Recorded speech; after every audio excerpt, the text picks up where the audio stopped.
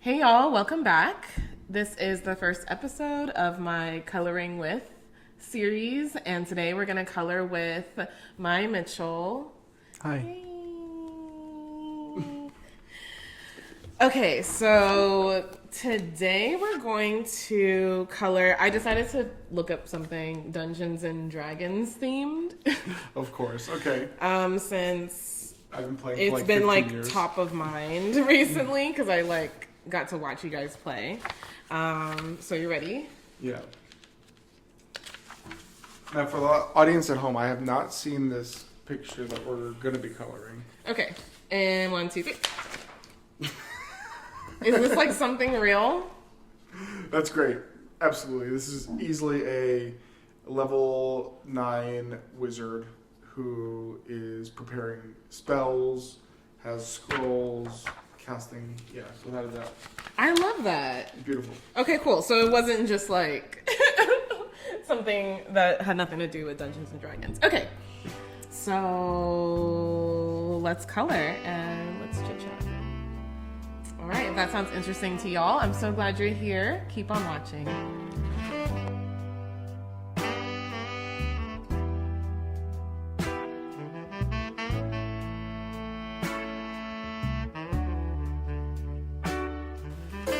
Okay, so my first question is, when was the last time you colored?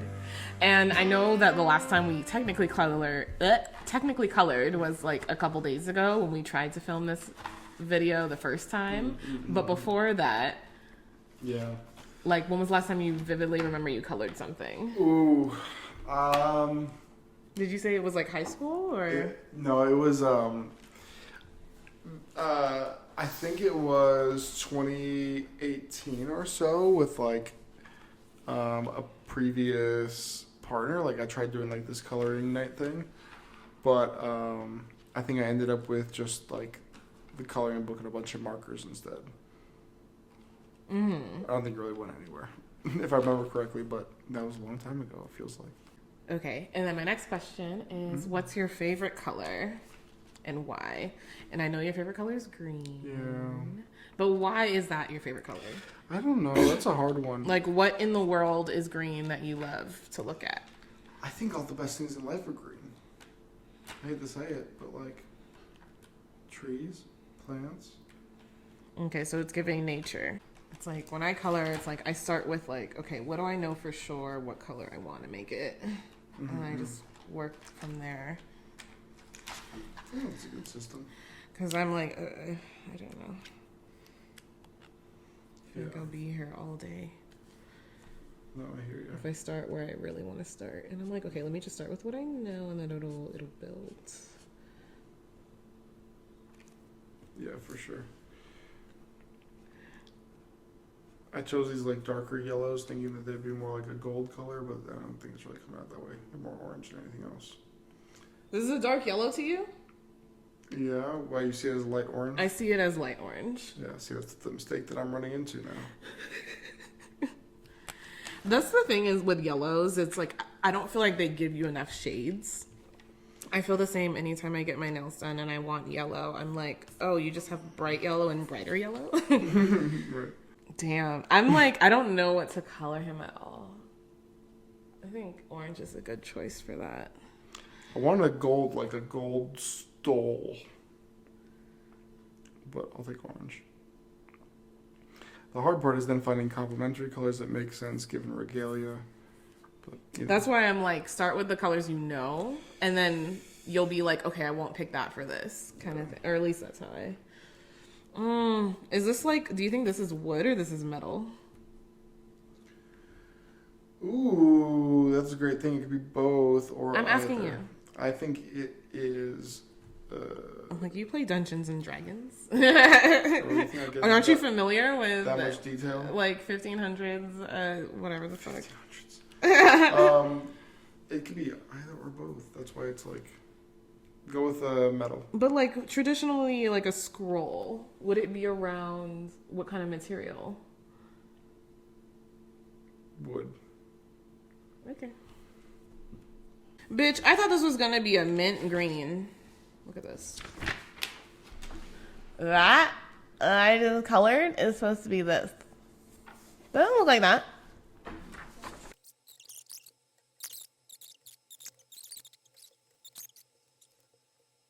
I don't know. I think I want to do a psychedelic. Once it's legalized, that'll be way easier for me to decide something like that. Are you going to paint his nails? No, should I? Of course. Why not? Poor K, no. I don't even think I was planning on painting his, like, hands.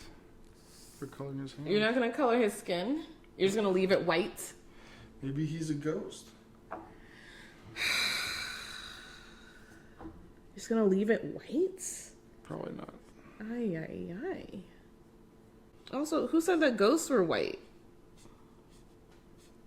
Internet. No. No. Oh, shit. What does that mean? Oh. I didn't want to color this green. Oops. And that's supposed to be a part of the goddamn curtain. Damn it. Damn it.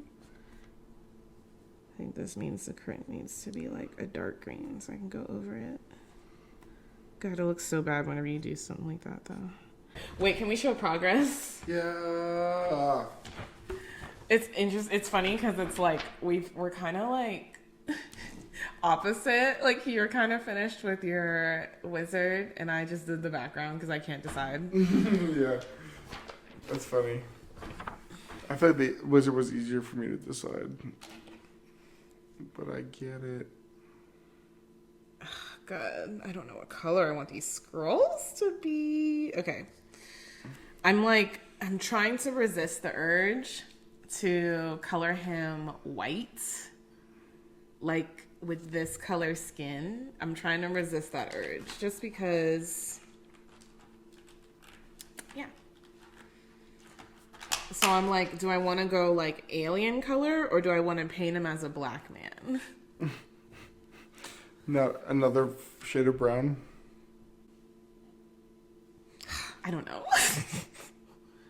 Mm-hmm. I don't know. We'll keep him human. And we'll paint him as a black man. Oh my god, should I make his eyes like a freaky color? Because he's casting a spell. Oh yeah. Oh hell yeah! I'll do it that highlighter yellow. Which I've... Ooh.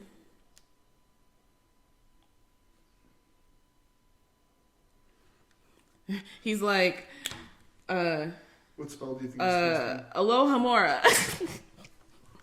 Do you know that one? Yeah, that's the to make it light. No. No, that's Lumos. What's the Lumos? Aloha Mora. Yeah, what does that one do again? It's from the first movie. Mm-hmm. It's like opening locks. Oh yeah. Yeah. That's funny. Or he's like, here's another one. I'm only doing Harry Potter ones because that's all I know. Sherbet Lemon. Sherbet Lemon. I don't know if that's a spell so much as it's a password, but that's the password to get into like Dumbledore's office. And it wasn't lemon sherbet? No. I vividly remember Maggie Smith being like, sherbet lemon. All right, my last question is, what's one of the last things that you've figured out?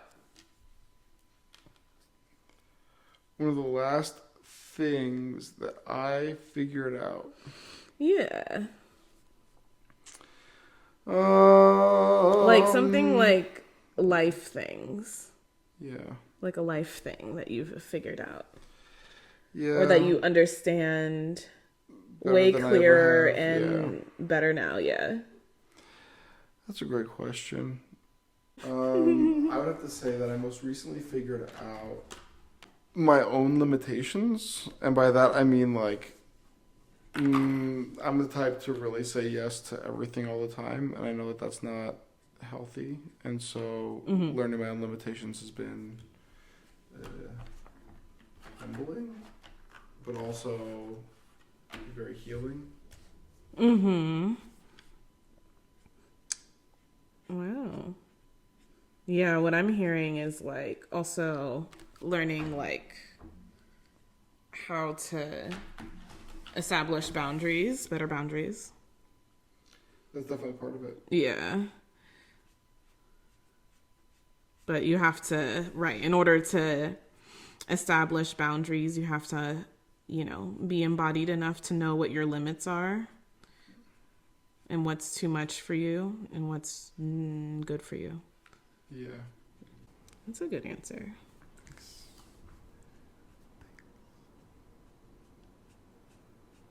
I feel like I'm constantly figuring things out. Yeah. What was the last Yeah, thing I you feel figured out? like every year I come out with like at least 3 or 4 like little lessons or nuggets. Do you remember any of them? Can you share any? Let me think. Oh, something I've been thinking about a lot is like, I guess I'm trying to like be less judgmental.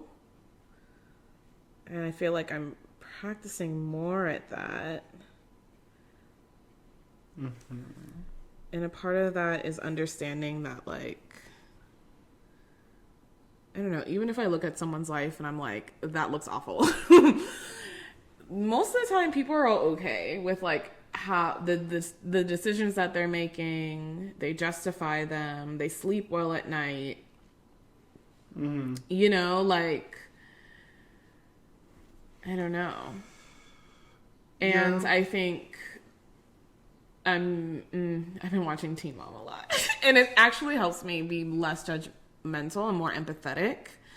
Because I don't know. I think it's easy for someone like me to be like, you guys, stop getting pregnant. Like, Quit it. like, stop. It's not hard, And then if they do and they have a baby and the dad left and cheated and all of these awful things happen, in my brain, I'm like, yeah. Like, you didn't do anything to prevent that. But I think of it as like, I don't know.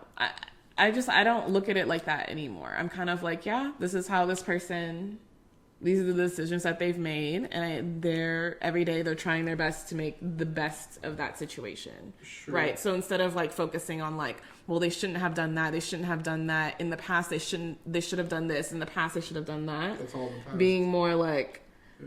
the challenge in life is to be able to handle anything. I don't know, like as you're in it. I don't know if that makes sense. It makes Sure. sense in my brain Yeah. and in my spirit. But I think it'll help me be like a better psychologist. To be like less judgmental of folks and to know that like, okay, you could be in a crazy situation today, but if you awaken today, you can change that. As long as you like have the support and the steps that you need to take. Right. And on Teen Mom and stuff, like you'll see these girls like divorcing after however many years, and it's like, okay, good. Like they're not just gonna be stuck in that situation. They've had Forever, enough. right. Yeah. Yeah.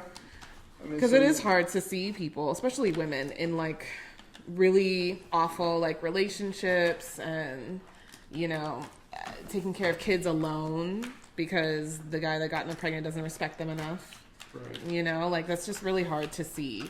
But it's like, I don't know. I feel less like cynical about anybody being able to turn their situation around, you Sure. know? No, it's a beautiful thing. People always have an opportunity to change, to do differently. Right. Nobody is locked into anything, which is fabulous and scary.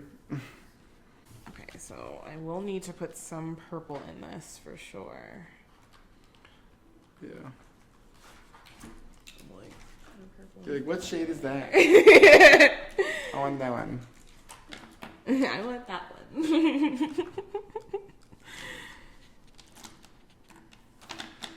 Ooh, what if we made his hair red? See, I knew it would come to me. A ginger? A black ginger? ginger, that's A everything. ginger? Everything. If I ever dyed my hair, it would be orange. I would go the black ginger route. It's a good look. Oh my god, I was watching the Sham Beauty episode today. The should you marry your fuck buddy? What did you think of it? That was a good one. It was funny because there were some parts where I was like, yeah, do you think like a sexual connection is going to be super important for people who are looking for a long-term relationship, as long as sex is a factor in their personal life and Right. is important to them? So like it makes sense that you'd want to connect with somebody on that level first, especially in today's somewhat increasingly casual world, right? Sure.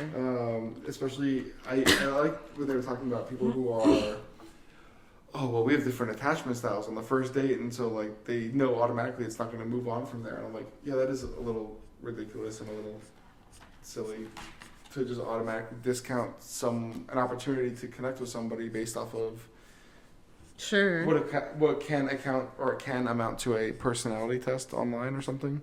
Sure. You know?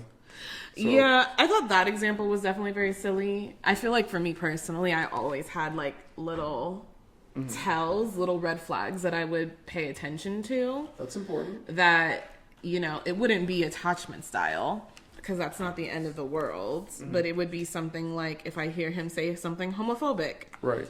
That's an easy red flag to Which discount you from ever being a potential co-parent. Right. Right? Because what if my kids are gay? What? Even if they're not, like... Right, we don't need that energy. So I think sometimes it's useful, but maybe not in that example that they gave. I thought it was interesting. Okay. I feel like... Sorry, I have like a lot of thoughts about it. I don't know where to start. Ooh. Wow, look at him. Do you like that? That's very good. I mean, I did appreciate that Shan had other people on afterwards who were single and didn't agree, because I did think it was an interesting point of view to have people who were like, opposing viewpoints, because like she said, like she has this like echo chamber, Sure. So that was good. You know what I thought was interesting about that though? Was that the couple that she had on that also started out as fuck buddies and now they've been together for 11 years. Like, they're in a relationship. Yeah. They're in a happy relationship. Yeah. Right, to generalize. But then the people who disagree, she didn't bring people who were in relationships. She brought people who were single. So I felt like that wasn't maybe the best choice to represent both, right? Bring people who are in happy relationships who disagree with the... You know what I'm saying? I feel like just the idea of like, see, I found all these single people who don't agree with this, and I found a couple who does agree. Right. Yeah, that's a good point. That is, yeah. Right. I'm sure she didn't mean anything by it. She probably didn't even notice. Yeah, but that was like the first thing that I noticed. Yeah. I was like, Right. So would you say that we started out as fuck buddies? That's a great question. I was asking myself that same thing when I was listening to that episode, because by their definition, it's like, I don't think so. Sure. Right? Because we didn't really start out as like, we weren't really friends. We were acquaintances. We knew each other, knew of each other, but we weren't like hanging out ever. Yeah, I guess I never like differentiated fuck buddy and friends with benefit in my brain. Yeah. But I understand that, it can be very different. I mean, look, at first we definitely had just a sexual relationship, right? And then I think that it progressed from there. So whether that was a fuck buddy thing that evolved, definitely not a friends with benefits by their definition, or if it was, but maybe that's it. Right. But regardless of like the semantics, sure. In general. Yeah, I definitely agree that we had a sexual connection before we had. Right. And I like how she kind of concluded with I'm not saying that you need to fuck everyone Right. in depending on order your to find a personal- connection. But she was just advocating, how did she say, like, for a slow, Yeah. Like a slow burn almost, instead of just jumping into yeah, like a slow, methodical kind of, because I remember I would say that to you of like, I just think we should have fun until it's not fun anymore. Yeah. Like, why are we trying to like push anything onto it, Yeah. you know, instead of just seeing where it naturally goes. Yeah. No, yeah, you were saying that quite a bit. Do you feel like that's different than your past relationships? Yeah, no, definitely. Where it was definitely more like almost like dating was the prerequisite for sex instead of sex being the prerequisite for dating, if that makes sense. But it's like, that's the thing. It's like the end goal is always sex, though. Right? You know what I mean? Like, oh, we have to do this thing. We have to go out. We have to date, whatever that means. I still struggle with what that means. We have to date, and then we can have sex, right. You know, or we're dating first in order to hope that we can have sex. Well, I mean, you know, it's like putting sex on like this weird pedestal, I feel. Yeah, I do think that, like, if you are hooking up with somebody who you may not know, may not feel safe with, or otherwise, like, need to get to know before you feel comfortable jumping in bed with them, like, at that point, I feel like a date, quote unquote, is more like a feeling somebody out to make sure that they are a safe person, you know, before you do that. I mean, of course, but I feel like, yeah. So, I feel like there's a lot of ways to do that without needing to call it a date. You know what I mean? Sure. Like, yeah. why do you need to call it a date to be able to, like, suss out if someone is safe or not? Well, I think whether you call it a date, an initial meeting, or a negotiation, whatever it is, like, I do think, like, maybe date is just a little bit too coded of a term, given the culture with which we exist, right? So it definitely is, and no one is that clear about what dating means to them, or like what does it mean for them to go on a date, right? Because no one wants to vividly say like, oh, I'm just trying to see if like we're smash compatible. No one's gonna say that. Sure. So it's like beating around the bush of like, oh, I'm just trying to see if we you know vibe, or like it's like, man, I don't know. And then when she interviewed those two girls at the end, I was just like, it was kind of like, I don't know. I just worry about women all the time, and I just like want them to be okay and taken care of, and live their best life. But I was just like, I don't know. I think like when it's like friends, you don't think with every single friend that you meet or every single person that you meet that could become a friend, like, oh, this is going to be my best friend in the whole world. We're gonna live forever, and we're going to live together, and we're going to have kids. Like, you're not putting all of that pressure on a best friend. Right. Now, if you do grow up and you do have a best friend who, you know, does show up for you and help you babysit or whatever, like, that's because that's what naturally happened, not because you guys are like forcing that on each other. Right. So I think that's like the thing with dating that's like so weird. It's like everyone is like trying to force that very specific role on everyone that they're dating, as opposed to just being open to being like, maybe we can be romantic in this way, but maybe not in this way, you know? And like being grateful for that. Right. Instead of being like, well, it's not every single little thing that I want, so I'm not gonna engage at all. Right. And then that's how you get like women who like, or men, and that's how you get people who like don't have friends who are the opposite gender, because they're like, oh, I would only hang out with another man if he was my husband, you know? And it's like, you're just, I don't know, shutting yourself off from like a lot of different opportunities for connecting. And then who knows, you might, you know, be able to connect with that person in a way that helps you fulfill a purpose, like having kids. Right. I don't know. But I think that scares a lot of people. I think like the really strict framework, dating framework that we've all been fed of like, I mean, the white Christian colonial like nuclear family model that we've all been fed of like, first you go on a date and then you get married and then you have kids and then you know, like, sure. I think that actually provides a lot of comfort for people and it makes this complex system thing way easier for them. Yeah. Right? Like they don't want to think outside of the box. They don't want to like, you know, try to imagine like something different. They want to just conform to because it's easy. No, you're and it's like it right. It's like it's more vulnerable to make your own rules or to do what works for you.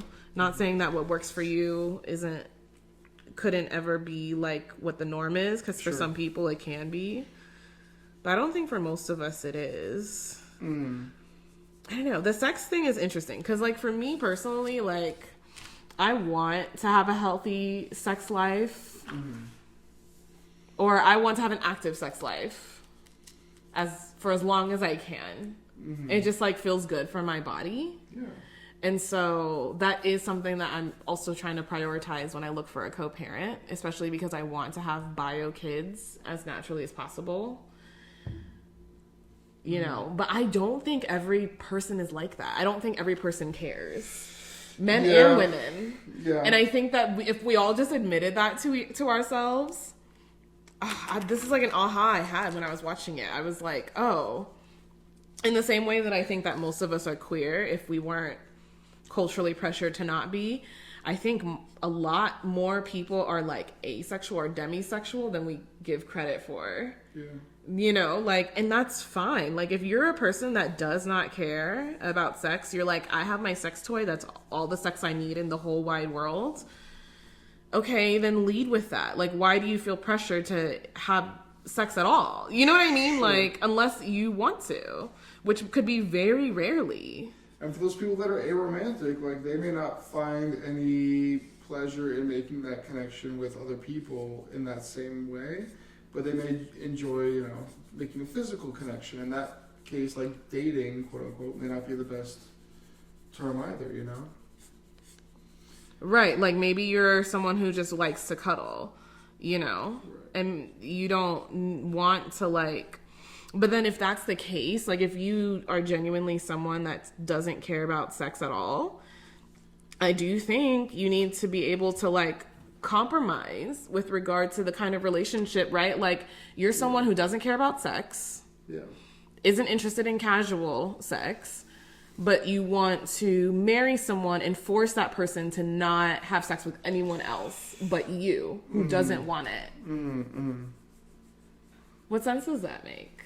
You know what I mean? Like, I feel like the kind of relationship dynamic that might work for that person instead might be like someone who you're in a committed, you know, relationship with. You guys co-parent, whatever. Maybe you have sex once a year, whatever the fuck it is, but you let them have sex with other people, or you find someone who's on the same page with you and who is also okay with just cuddling. I'm looking with the same, right. Yeah, but you wouldn't know that if you're not open to like exploring with people, right? Like when you're approaching dating from like, oh, I'm not even going to engage with this person at all, if it's not going to be like the end all be all experience.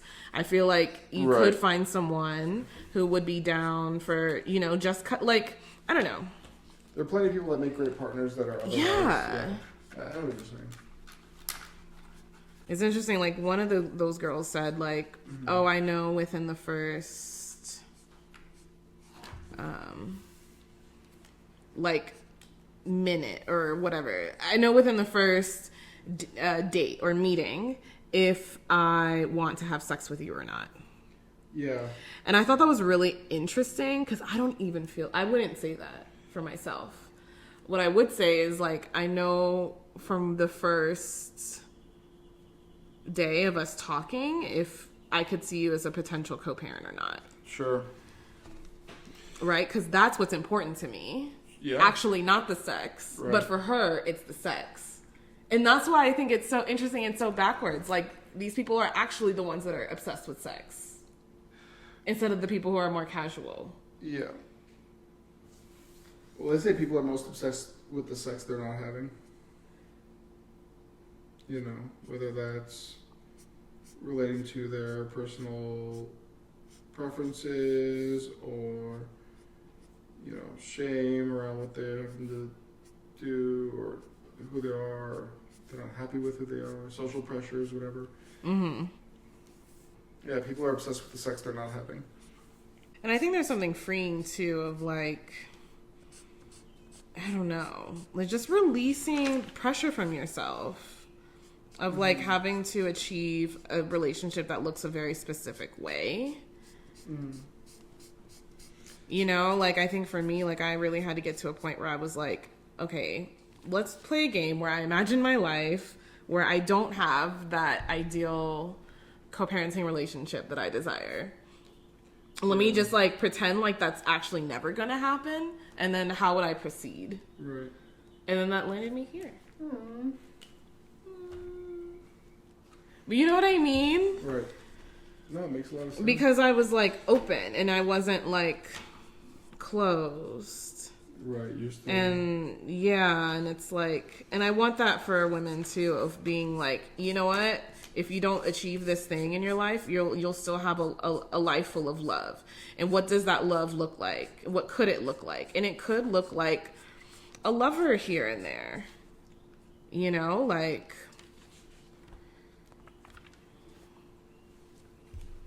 And then, like, what if you just let yourself be open to, like, all of those other options? Like, what could happen from that? I think more could happen than you could ever think of. Yeah. Okay, what should I color the scrolls? You're gonna leave his beard white and his shoe white? Yeah, he's got... That's why I call him shiny shoes. Okay, I'm done. And you're done. All right, so let's show them.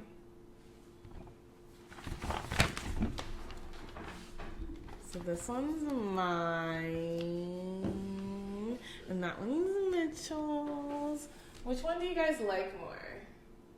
That one's mine.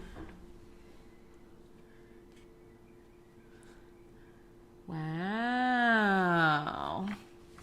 Nice.